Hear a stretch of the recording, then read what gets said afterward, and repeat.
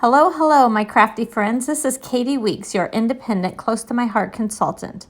I am participating in the CTMH Twisted Sisters YouTube Hop, and you can find the list of participants in the description below this video. Today I'm going to share with you how I twisted the intended meaning of a stamp and purpose of a paper.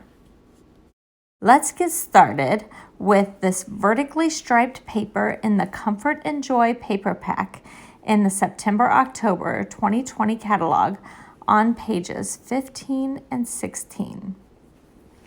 I wanted the stripes to go at a 60-degree angle instead of at vertically like it was in the catalog.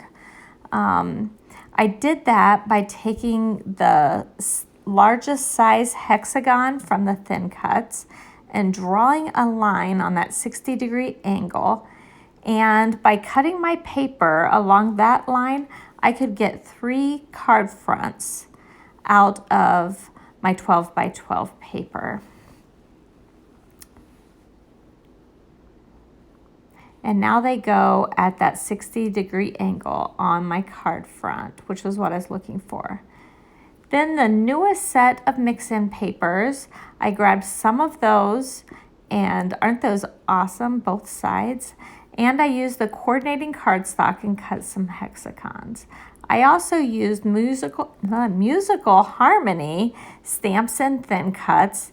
And on the back of my Versamat, I stamped in archival black the electric guitar and the headphones. And I stamped it a few times. I had to season the stamps. They were brand new. I never stamp just one. I usually do a few extras, and I usually make multiple cards, honestly. And after I stamped them, I made sure that my thin cuts were going to fit on them properly, because sometimes like the neck of that guitar could be on my block not quite straight, and you want to make sure your thin cuts line up with the stamped image. Okay, right here in the core catalog on page 27, I believe, is the inspiration card. It had a bunch of hexagons that were kind of going at an angle, and that's what I wanted to emulate. I used what would be the 3rd and 4th hexagon from the stitched hexagon thin cuts, the 3rd and 4th size. I did not use that smallest size, but I used those to cut out the mix-in papers and coordinating cardstock. And then I played with the arrangement to figure out how I liked them. And I wanted to keep them going at that downward angle to the right. So start at the top left and going down to the right. I really liked that. Then I decided I was going to use that little stamp that says currently on the stamp set, on the musical harmony stamp set. And on the back of a canary cardstock that I cut out with the thin cuts, I masked off with a Post-it note where it said the word currently, and I actually stamped this upside down. I used my archival black again. I inked it up, removed the Post-it note, and then stamped that little box. And then there's a gap in the box, and that's where I stamped right here from You're My Jam. It has a bunch of darling sentiments and little icons of fruit. But when it said You're My Jam, I was thinking of musical things. So I stamped that with some musical notes in that gap on that little box. And had I not needed the whole gap, I could have filled it in with my journaling pen, I think. But I really like the twist of the meaning, You're My Jam, and I like it with the headphones and the electric guitar. So now I'm moving those pieces and taking my black shimmer brush, making a puddle on my all-purpose mat, and just kind of thumping the barrel of that shimmer brush against my finger. And I'm going to keep it going in that downward motion to the right. And of course I had to let it dry. And that's where I concentrated, was that same motion.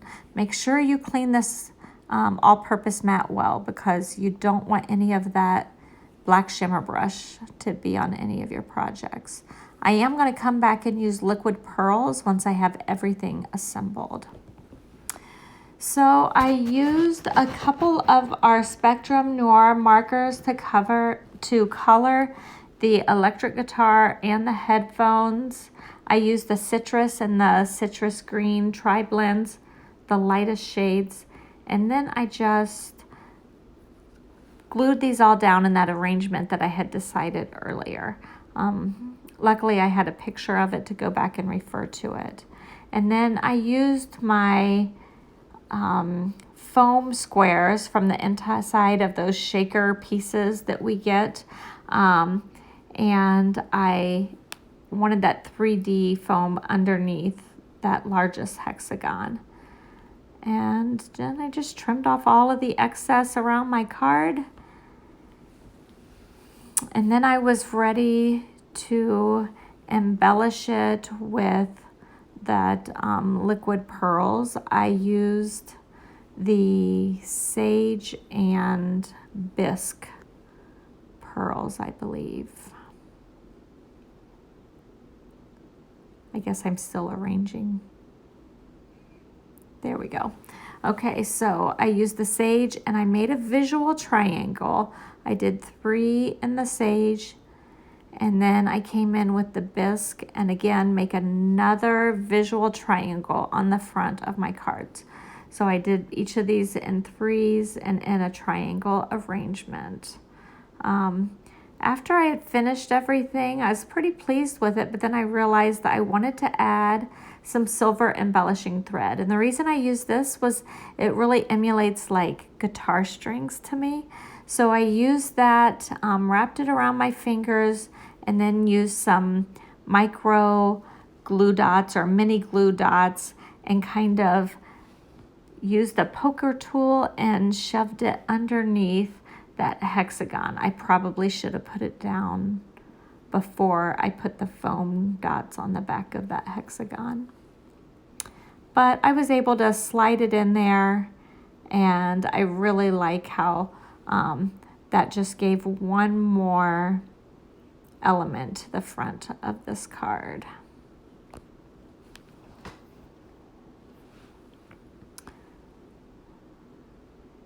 And that's about it. If you would like to see any of the products that I've used, you can go over to kati.ctmh.com, kati.ctmh.com, like you see at the top of my mat.